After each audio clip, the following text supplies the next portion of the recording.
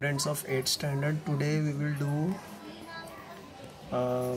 exercise 1 full fill in the blanks and question number 2 का चारों. ठीक है. If any doubt is there please ask. तो सबसे पहले हम लोग fill in the blanks करेंगे. The fill in the blanks answer. In 1453 the city of Dash was conquered by Ottoman Turks. That is answer will be Constantinople. In 1450 the city of Constantinople was conquered by Ottoman Turks.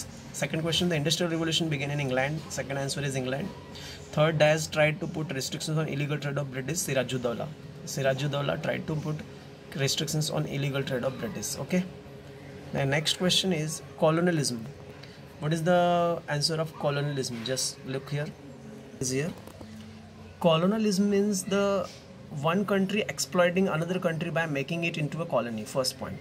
Colonialism means one country exploiting the another country by making it into colony. मतलब एक country जो है दूसरी country को exploit करती है वहाँ पे colony बना के. Second point. Powerful country on the basis of economic and military strength occupies another region and establishes the political supremacy.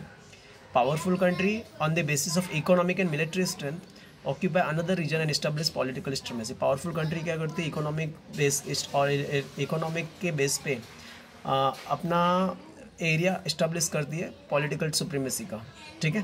Powerful country on the basis of economic and military strength occupies another region और दूसरे area को cover करती है और establish its political supremacy establish करती है. This 2 points are the answer of colon. First point, colonialism means exploiting one country to the another country and making colony. Second point, powerful country on the basis of economic and political strength occupies another region and establish political supremacy. 2 point में answer है. पहला colonialism से लेके colony तक, powerful से लेके supremacy तक. This 2 points are the answer of colonialism. Next question is imperialism. Imperialism का मतलब क्या होता है देखते हैं. एम्परियलिज्म का meaning, imperialism means system in which powerful country control another country by establishing is overall domination. Imperialism means system in which powerful country control other countries by establishing overall domination. इसमें क्या होता है, powerful country क्या करती है, दूसरी country को control करती है अपना डोमिनेशन एस्टेब्लिश करके. Many countries from Asian and African continent fell prey to this imperialist aspiration. बहुत सारी जो एशियन और अफ्रीकन कंट्रीज है इम्पलिस्ट एस्पिरेशन के अंदर आ चुकी है, right, of the European nation उनको कब्जा कर चुके हैं. तो 2 पॉइंट्स आंसर है. पहला point, imperialism means system in which powerful country control other countries by establishing its overall domination. Imperialism मतलब होता है ऐसा सिस्टम जिसमें पावरफुल कंट्री कंट्रोल करती है अदर कंट्रीज को बाय एस्टेब्लिशिंग डोमिनेशन एस्टेब्लिश करके. Second point, many countries from Asian and African continent, मतलब एशियन और अफ्रीकन कंटिनेंट से फेल प्रे टू दिस एम्परियलिस्ट, इस एम्परियलिज्म के शिकार हो चुके हैं. क्या हो चुके हैं, शिकार हो चुके हैं. तो 2 पॉइंट में आंसर है. पहला एम्परियलिज्म से लेके डोमिनेशन तक first point, second many countries से लेके एम्परियलिज्म तक second point. This will be the answer of imperialism. Next is age of renaissance. Age of renaissance, the answer will be, first paragraph will be the answer. In history of Europe the last phase of medieval period is known as period of renaissance. History of Europe में last phase of medieval period 13th to 16th century is known as period of renaissance. During this period, reformation, religious reform movement and geographical discoveries laid the foundation of modern era. During this period, reformation, religious reform movement and geographical discoveries laid the foundation of modern era. तो मतलब इस 2 point में क्या दिया है, history में, Europe की history में जो मेडिवल पीरियड का लास्ट फेज है 13th to 16th सेंचुरी, इसको पीरियड ऑफ रेनेसेंस बोलते हैं. इस पीरियड के टाइम पे रिफॉर्मेशन हुआ, सुधार हुआ, रिलीजियस सुधार हुआ, रिफॉर्म हुआ, जियोग्राफिकल डिस्कवरीज हुई और मॉडर्न एरा फाउंड हुआ. Hence this period is known as age of renaissance. इसके लिए इस एज को क्या बोलते हैं, रेनेसेंस एज बोलते हैं. Is this clear. तो हिस्ट्री में मेडिवल पीरियड जो था यूरोप का 13th to 16th सेंचुरी, इसको पीरियड ऑफ रेनेसेंस बोलते हैं क्योंकि इस पीरियड के टाइम पे बहुत सारा सुधार हुआ, रिलीजियस सुधार हुआ, हाँ, जियोग्राफिकल डिस्कवरीज हुई, हाँ, इससे फाउंडेशन ऑफ मॉडर्न पीरियड का फाउंडेशन स्टेब्लिश हुआ एंड इसीलिए इसको एज ऑफ रेनेसेंस बोलते हैं. तो 3 पॉइंट में आंसर है. पहला point, in the history of Europe the last phase of medieval period 13th to 16th century known as period of renaissance. First point, in the history से लेकर renaissance तक first point.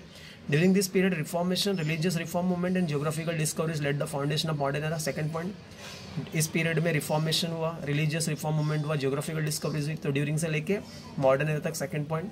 Third point, hence this period is also known as age of renaissance. इसीलिए इसको हम लोग क्या बोलते हैं, एज ऑफ रेनेसेंस बोलते हैं. Is this clear. This is the answer of Renaissance. Next question is capitalism. Next question is capitalism. The answer for that question, the answer for this capitalism will start from rise capital with the discovery of new sea route began a new era of trade between Europe and Asia. पहला point, with the discovery of new sea route began a new era of trade between Europe and Asia, मतलब नया discovery, sea route नया discover होने की वजह से Europe और Asia में ट्रेड होने लगा। Many traders come forward to trade with eastern countries through this sea route, बहुत सारे ट्रेडर्स जो है ईस्टर्न कंट्रीज के साथ ट्रेड करने के लिए आए। It was not easy to carry out single handed and hence many traders come together started trade. ये बहुत ईजी नहीं था सिंगल हैंडेड ट्रेड करना, इसके लिए बहुत सारे ट्रेडर लोग एक साथ आए ट्रेड करने के लिए। Thus there was rise of many trading companies, बहुत सारी trading company establish, that is called capitalism. वापस बोलता हूँ, तो पहला पॉइंट क्या था, डिस्कवरी हुई नई सी रूट की जिससे ट्रेड बढ़ने लगा, बहुत सारे ट्रेडर लोग आए बिजनेस करने के लिए।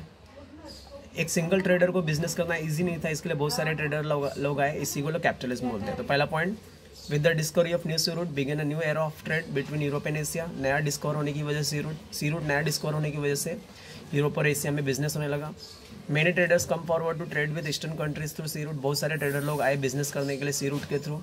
It was not easy to carry out single handed and handily and has many traders come together started trade, ये बहुत ईजी नहीं था सिंगल हैंडेड बिजनेस करना, इसके लिए बहुत सारे ट्रेडर लोग आए। Thus there was rise of many trading companies, बहुत सारी ट्रेडिंग कंपनी स्टैब्लिश हुई, दैट इज कॉल्ड कैपिटलिज्म। इसको क्या बोलते हैं, कैपिटलिज्म। तो आपका पॉइंट कहाँ से कहाँ रहेगा, विद से लेके यूरोप एंड एशिया तक first point, second point many से लेके सी रूट तक सेकंड पॉइंट, इट से लेके ट्रेड तक थर्ड पॉइंट, 10 से लेके ट्रेडिंग कंपनीज तक फोर्थ पॉइंट, और उसके बाद ऐड करना है this is called capitalism. Is this clear?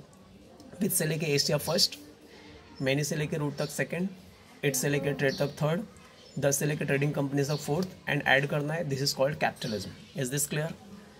Then student, you have to write the answer of question number 1, fill in the blanks, question number 2 colonialism, imperialism, age of renaissance, capitalism। ये 4 question का answer और ये plus fill in the blanks आपको करने हैं as a homework for today. If any doubt is there please ask. Thank you, have a great day.